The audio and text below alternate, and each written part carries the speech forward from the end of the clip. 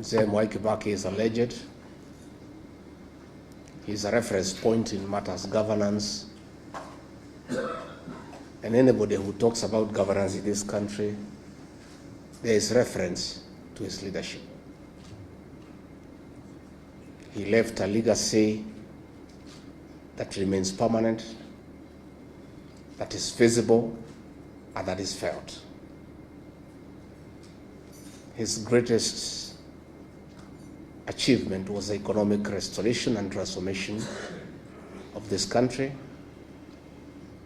And because I'm somebody who listens to the ordinary people, they tell me, don't tell us about economic growth, don't tell us about economic survey, don't tell us the economy has improved from this percentage to this percentage.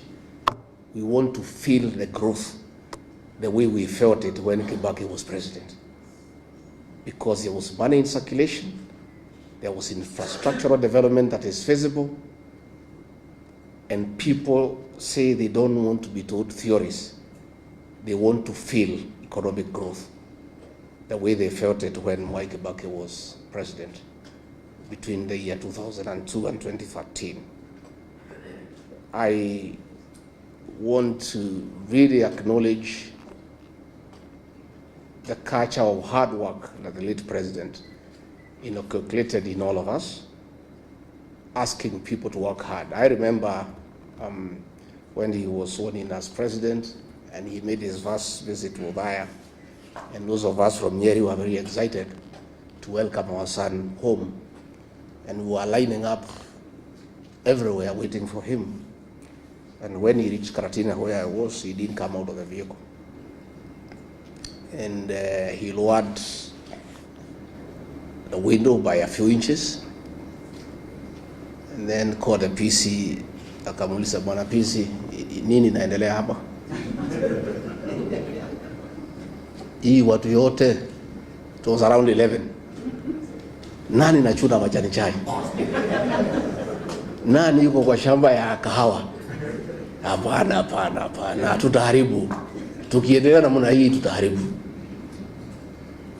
He put the window up and drove to Wueh. Nobody ever came again to meet Mwai Kibaki. Watu walienda kwa mashamba. And that is how this country was transformed. The culture of hard work. I want to say that many people today who are solid in this country, I included, we made our money during the time of Mwai Kibaki. Because government documents were respected. If you had an LPO issued to you from government, you could walk into a bank and get 50% as LPO financing. Because you do the work and you would get paid. Today, if you go to an LPO, to a bank, nobody will talk to you. He really dignified government contracts by making sure that contracts were only given when money was available and there was budgetary support. These great men pushed taxation, and we want today, as we remember him in a very fond manner, to say there's nothing wrong with the taxation. And Kenyans cannot be accused of refusing to pay taxes, because Mwai Kibaki did it. Lipa kodi, ujitegemee, and people paid taxes, and they didn't complain because they saw a corresponding development and services. Kenyans don't have a problem with paying taxes, but Kenyans have a big problem in paying taxes that they cannot see what the money is doing. So we want to ask our brothers now in government to know that Kenyans are not complaining about overtaxation because they don't want to pay tax. They have a problem of paying taxes that are misappropriated, that are not used appropriately.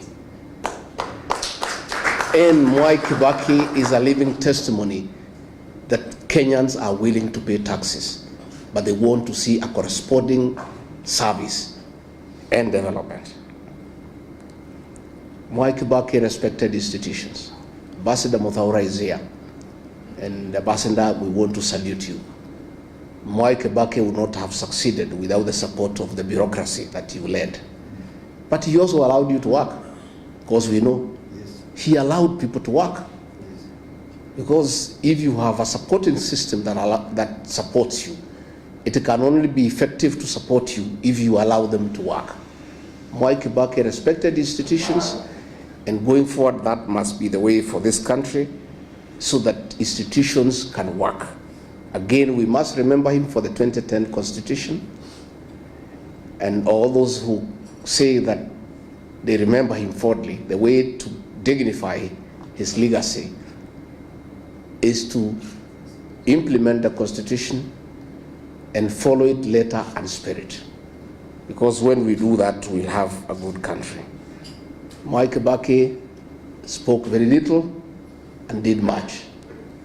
Most of us are learning from him. Nowadays, I only talk once a week. I'm becoming a good student of Mwai Kibaki. Going forward, I will talk after 2 weeks, then one a month, because he spoke very little and did a lot, and I think you don't need to speak much.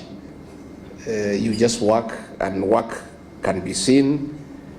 And if you remember free primary education, it was real. Today it isn't. And Mwai Kibaki didn't have to talk about it. How kuipigia debe, he did it, and it was there for everybody to see and to feel. Let me, Judy and your siblings, thank you, because many people do not appreciate the place of family in leadership. There's no leader who can succeed if you don't have family support. The fact that Mwai Kibaki was a very successful leader in this country speaks volume of the support that the family gave him.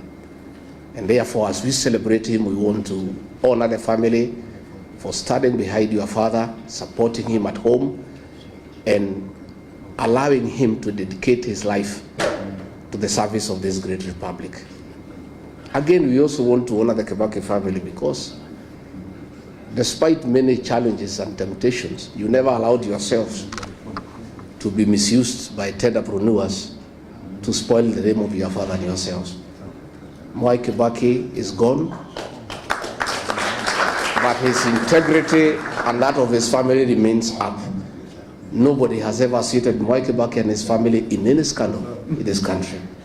And we know the temptations around family by people who want to use proximity to power.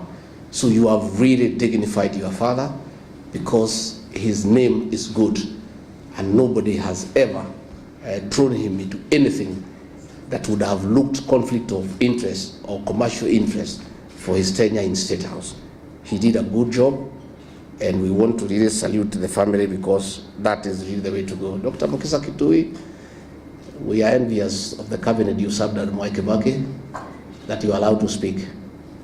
Justin Muturi and I can tell you, in the cabinet we served, it's only me and him who could speak. And that is why we are to be edged out. The rest are flower girls and praise and worship choir.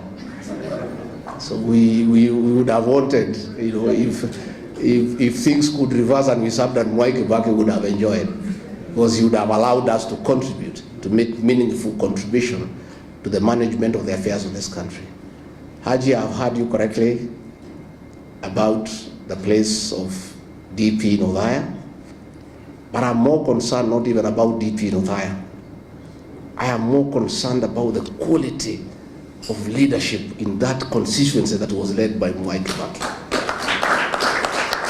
A graduate of the London School of Economics, the greatest president of all times, a man who represented Othaya with wisdom, a man who was a good debater.